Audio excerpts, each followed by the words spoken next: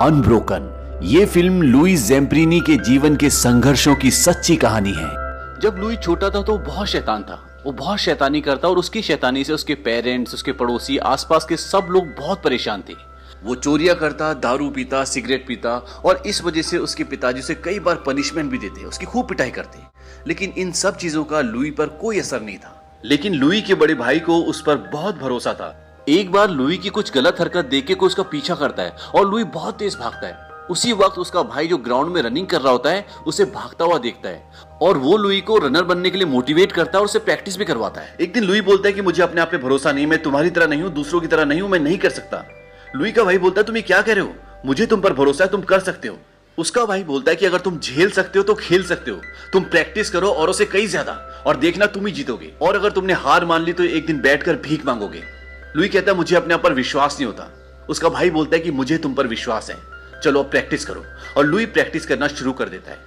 अब उनके स्कूल की एक रेस होती है जिसमें लुई भी पार्टिसिपेट करता है। शुरू में तो लुई बहुत पीछे होता है, लेकिन बाद में जब उसका भाई उसे मोटिवेट करता है वो तेज भागता है और बहुत अच्छी रनिंग करता है। इसके बाद ये दिखाते हैं कि लुई रनिंग की प्रैक्टिस कर रहा है और उसका भाई साइकिल में उसके पीछे होता है। लुई तेज भागना शुरू करता है और भागते भागते भागते वो बड़ा हो जाता है। अब बड़े होकर वो रेस में पार्टिसिपेट करता है और फर्स्ट आता है। इसके बाद एक और रेस दिखाते हैं जिसमें लुई इतनी तेज भागता है कि वो एक रिकॉर्ड कायम कर लेता है। वो 4 मिनट में 1 मील दौड़ता है और आज तक अमेरिका के इतिहास में कोई भी हाई स्कूल का बच्चा 4 मिनट में 1 मील तय नहीं कर पाया। तो ये लुई का एक रिकॉर्ड होता है और इसी के बिहाफ पर उसका ओलंपिक में सिलेक्शन हो जाता है। अब जब वो ओलंपिक में जा रहा होता है तो अपने भाई को बोलता है कि तुम भी साथ चलो। उसका भाई बोलता है कि मैं साथ क्यों चलूं, तुम जीतने वाले तो हो नहीं। वो कहता है कि मुझे भी पता है, लेकिन अगले ओलंपिक में मैं सबको दिखा दूंगा। उसका भाई बोलता है टोक्यो। वो कहता है हाँ टोक्यो, क्योंकि अगला ओलंपिक टोक्यो में है। अब जब वो ट्रेन में चढ़ जाता है तो उसका भाई बोलता है कि दर्द की एक पल की कीमत जीवन भर की महिमा होती है। यानी कि जिंदगी में कभी कभी ऐसे पल आते हैं जहां पर इंसान टूट जाता है, हार मान लेता है, और उस पल में अगर इंसान हार न माने, आगे बढ़े, लड़े, तो बशर्ते उसकी पूरी जिंदगी बदल सकती है। और इसके बाद लुई ओलंपिक के लिए चला जाता है। ओलंपिक में वो 5000 मीटर की रेस में हिस्सा लेता है और वो सारे राउंड्स में बहुत पीछे रहता है, पर वो आखिरी राउंड में इतनी तेज भागता है कि वो एक वर्ल्ड रिकॉर्ड सेट कर देता है। आज से पहले इतने कम समय में आखिरी राउंड किसी ने भी कंप्लीट नहीं किया था, और ये ओलंपिक हुआ था 1936 में। लुई का सपना था कि अगला ओलंपिक जो 1940 में जापान के टोक्यो शहर में होना था, वो उसमें जाएगा, पार्टिसिपेट करेगा और अपने देश के लिए मेडल लेकर आएगा। लेकिन उसका ये सपना पूरा नहीं हो पाया, क्योंकि उस वक्त तक वर्ल्ड वॉर 2 शुरू हो चुका था और 1940 का ओलंपिक रद्द हो गया। और अब कहानी आती है सीधा 1943 में, जब वर्ल्ड वॉर 2 चल रहा था और इस समय अमेरिका और जापान के बीच में लड़ाई चल रही होती है। और अब लुइस अमेरिकी सेना में एक बॉम्बार्डियर होता है। उनकी पूरी एक टीम होती है जो प्लेन से जाती है और दुश्मन की चौकी पर धावा बोलती है, उन पर बम गिराती है और उन्हें निस्तो नाबूद करती है। अब एक दिन दुश्मन से लड़ते लड़ते उनका प्लेन बहुत बुरी तरह से क्षतिग्रस्त हो जाता है और उनके काफी सारे साथी जख्मी भी हो जाते हैं। तो वो वापस जाके लैंडिंग करने की कोशिश करते हैं, लेकिन ये लैंडिंग बहुत मुश्किल थी क्योंकि प्लेन काफी हद तक डैमेज हो चुका था। अब पायलट लैंडिंग करता है और लैंडिंग करते हुए प्लेन का एक टायर भी फट जाता है, लेकिन फिर भी पायलट उसे संभालता और बहुत मुश्किल से रोकता है और इसमें किसी की भी जान नहीं जाती। लुई अभी भी रनिंग की प्रैक्टिस करता है। वो रनिंग कर रहा होता है और उसका दोस्त उसके पीछे जीप में आ रहा होता है। तभी उनके कुछ और दोस्त आते हैं और कहते हैं हमें जाना होगा, लेकिन इस बार हमें जंग में नहीं जाना, बल्कि हमें कुछ लोगों को ढूंढने जाना है। माना जा रहा है कि वो लोग समंदर में कहीं फंस गए हैं, तो हम सबको अभी उनको ढूंढने के लिए जाना है। अब उनकी पूरी टीम उन्हें ढूंढ रही होती है, लेकिन उनके खुद के प्लेन की हालत बहुत अच्छी नहीं होती। तभी उनके प्लेन में कुछ टेक्निकल प्रॉब्लम आ जाती है और उनका प्लेन क्रैश हो जाता है और समंदर में गिर जाता है। इस क्रैश में सभी मर जाते हैं, बस 3 बचते हैं, जिसमें से एक लुई भी होता है। अब वो तीनों के तीनों 2 एयरबोट में बैठ जाते हैं, क्योंकि उनके पास 2 एयरबोट होती हैं और खाने के लिए कुछ चॉकलेट्स और थोड़ा सा पानी। तो लुई बोलता है कि एक टुकड़ा चॉकलेट सुबह और एक टुकड़ा शाम को खाएंगे और पानी 2 घूंट से ज्यादा एक दिन में कोई भी नहीं पिएगा। वो ऐसा इसलिए बोलता है कि उन्हें कौन कब ढूंढने आएगा इसका कुछ पता नहीं। अब उनके सामने है अथाह समंदर, जिसका कोई छोर नहीं दिखता। अब रात को सब सो जाते हैं और जब सुबह उठते हैं तो देखते हैं कि आसमान में एक प्लेन होता है। वो उसे गन फायर से बहुत सिग्नल भेजते हैं, पानी में भी करंट लगाते हैं, लेकिन वो लोग उन्हें नहीं देख पाते और प्लेन चला जाता है। इस बात से सब बहुत डिसअपॉइंट हो जाते हैं। तभी लुई देखता है कि वहां पर चॉकलेट के खाली डिब्बे पड़े होते हैं। दरअसल उनमें से एक ने, जिसका नाम मैक होता है, उसने रात को सारी चॉकलेट खा ली थी। इस बात पर लुई उस पर बहुत गुस्सा करता है। वो बोलता है कि इससे कोई फर्क नहीं पड़ता। लुई बोलता है इससे फर्क पड़ता है, सबको फर्क पड़ता है। अब उन्हें समंदर में फंसे हुए कुछ दिन हो चुके हैं और भूख और प्यास से उनका बुरा हाल है। क्योंकि समंदर का पानी नहीं पिया जा सकता, वो खारा पानी है और उसको पीने से तबीयत खराब हो जाती है। वो सब चुपचाप गुमसुम नाव में बैठे होते हैं, तभी एक बहुत बड़ा पक्षी आकर उनकी नाव में बैठ जाता है और ये पक्षी एक खाना है। और अगर उन्होंने ये मौका गवा दिया तो फिर ये मौका दोबारा हाथ नहीं लगेगा। और लुई बड़ी सतर्कता से उस पक्षी को पकड़ लेता है और वो उसको खाते हैं, लेकिन वो उन्हें हजम नहीं होता और उन सबको उल्टियां होना शुरू हो जाती है। लेकिन अब उनमें से एक बोलता है कि हम मछलियां तो पकड़ ही सकते हैं, क्योंकि उनके पास चारा होता है और उस चारे को लगा के वो मछलियां पकड़ना शुरू कर देते हैं और उनको खाना मिलना शुरू हो जाता है। अब एक रात को सब सो रहे होते हैं, तभी समंदर में तूफान आ जाता है और उन सबको उनकी जिंदगी उनके हाथ से फिसलती हुई नजर आती है। और ये सच है कि जब मौत नजदीक हो तो जिंदगी की वैल्यू का पता चलता है। और उस पल में लुइस बोलता है कि अगर आप मुझे बचा लो परमेश्वर, तो मैं अपना पूरा जीवन आपको समर्पित कर दूंगा। और इस तूफान से वो सब बच जाते हैं। अब वो समंदर से खाने के लिए मछलियां तो पकड़ लेते हैं, लेकिन पीने के लिए पानी कहां से लाएं? तभी किस्मत उनका साथ देती है और बारिश हो जाती है। और बारिश को देख के वो बहुत खुश होते हैं और उनको पानी मिल जाता है पीने के लिए, और कुछ पानी वो जमा भी कर लेते हैं।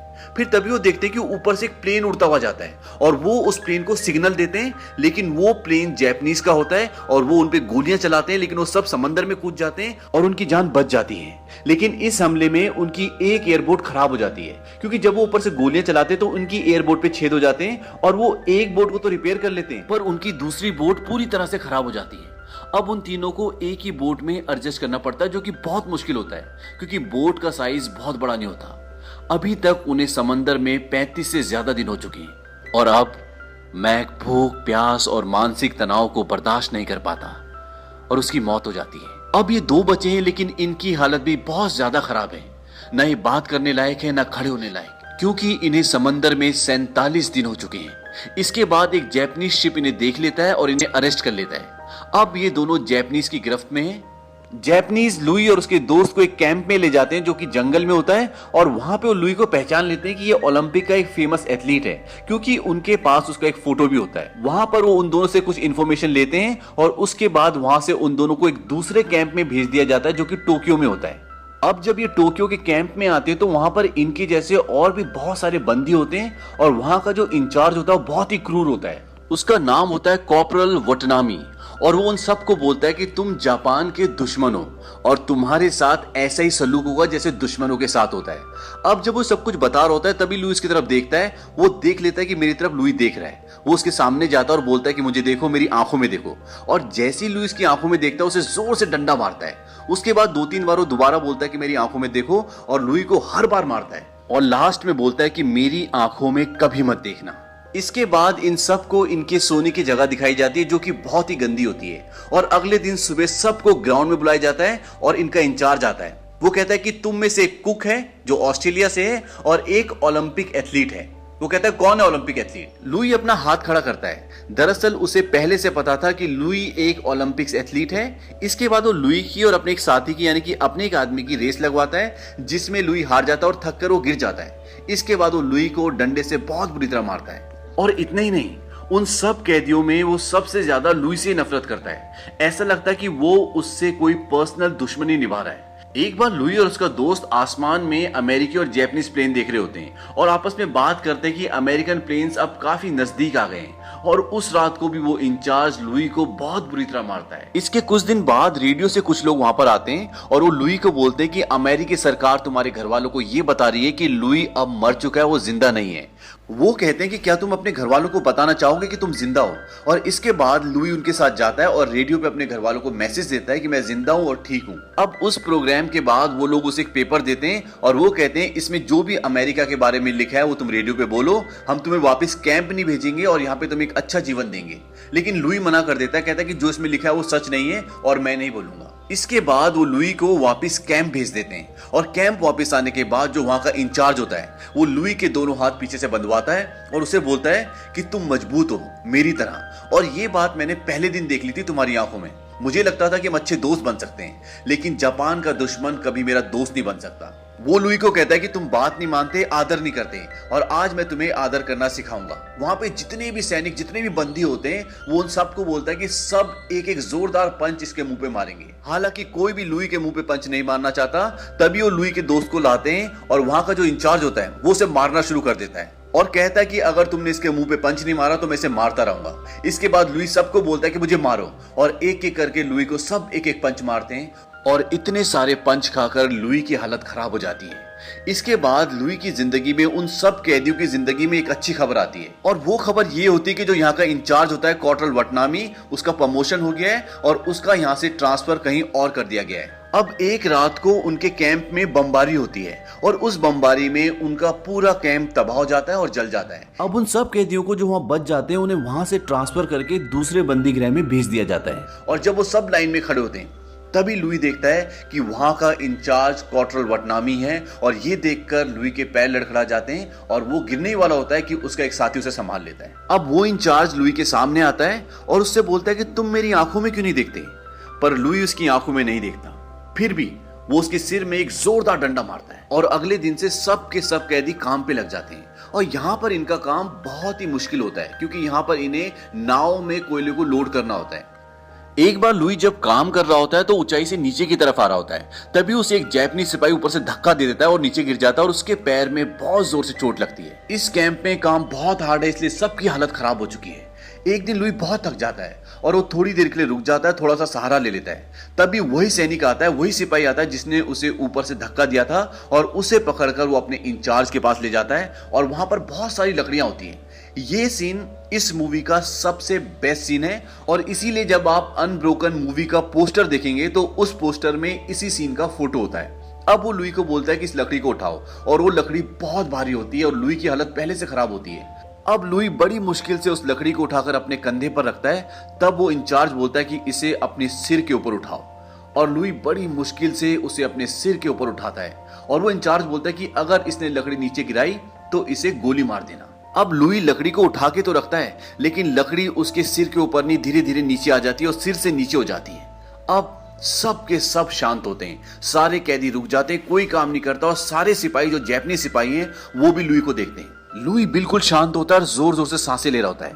तभी लुई उस इंचार्ज की आंखों में देखना शुरू करता है और पूरी जान लगा के उस लकड़ी को अपने सिर के ऊपर उठा देता है और उसकी आंखों में देखता रहता है, उसे घूरता रहता है। वो इंचार्ज बोलता है कि मेरी आंखों में मत देखो, लेकिन लुई फिर भी उसकी आंखों में देखता रहता है। वो कई बार उसे मना करता है, लेकिन लुई उसकी आंखों में देखता रहता है। तब वो भागता हुआ उसकी ओर आता है और उसके हाथ में जो लकड़ी होती है उससे लुई को बहुत बुरी तरह मारता है, लेकिन फिर भी लुई उसकी आंखों में देख रहा होता है। उसके बाद वो अपनी लकड़ी फेंक देता है और लुई को बहुत सारे पंचेस मारता है, और लुई को अपना वो पल याद आता है जब वो रनिंग कर रहा होता है। यहाँ पर कहीं ना कहीं लुई ने अपने डर से, अपने दर्द से जीत हासिल कर ली थी। दर्द के एक पल की कीमत जीवन भर की महिमा होती है। ये बात उसके भाई ने उसे सिखाई थी। कॉर्टल वटनामी उसे इतनी बुरी तरह मारता है कि वो खुद भी बहुत थक जाता है। लुई के अंदर अब इतनी भी हिम्मत नहीं होती कि वो खड़ा हो सके, और लुई रात भर वहीं पड़ा रहता है। इसके बाद एक दिन वो सभी कैदियों को बाहर इकट्ठा करते हैं और उनका एक ऑफिसर बोलता है कि लड़ाई अब खत्म होने की कगार में है, इसीलिए हम आप सबको न्योता देते हैं कि आप हमारी हुकूरा नदी में नहाएं। इसके बाद सारे कैदी नदी की तरफ जाते हैं। उन्हें डर लगता है कि अब ये हमें मार देंगे। अब जब सब के सब नदी में खड़े होते हैं तभी उनको एक हवाई जहाज आता हुआ नजर आता है, और जब वो हवाई जहाज उनके पास आ जाता है तो वो देखते हैं वो उनकी कंट्री का अपना हवाई जहाज होता है, और इसको देखकर वो बहुत खुश हो जाते हैं क्योंकि उन्हें पता चल जाता है कि जंग अब खत्म हो चुकी है। इसके बाद हवाई जहाज से नीचे उनके लिए खाना फेंका जाता है, और अब सारे के सारे खुश हैं और सब के सब जो खाना ऊपर से फेंका गया वो खा रहे हैं और इंजॉय कर रहे हैं। लेकिन लुई कॉर्टल वटनामी के कैबिन में जाता है, लेकिन वहां पर कॉर्टल वटनामी नहीं होता, उसका वही डंडा होता है जिससे वो लुई को बहुत मारता था। और सामने कॉर्टल वटनामी और उसके पिता की एक फोटो होती है जिसमें कॉर्टल वटनामी बहुत छोटे होते हैं। दरअसल कॉर्टल वटनामी उस जगह को छोड़ के जा चुका होता है। इसके बाद लुई वापस अपनी कंट्री आ जाता है, और कंट्री आने के बाद सबसे पहले वो अपनी जमीन को चूमता है। उसके बाद वो अपनी माँ से, अपने पिताजी से, अपने भाई से मिलता है और बहुत खुश होता है। फिर 1947 में लुई की शादी हो गई, और शादी के बाद उनका एक बेटा और बेटी हुई। आपको लम्हा याद होगा जब लुई अपने दोस्तों के साथ समंदर में फंसा हुआ था और रात को तूफान आ गया था।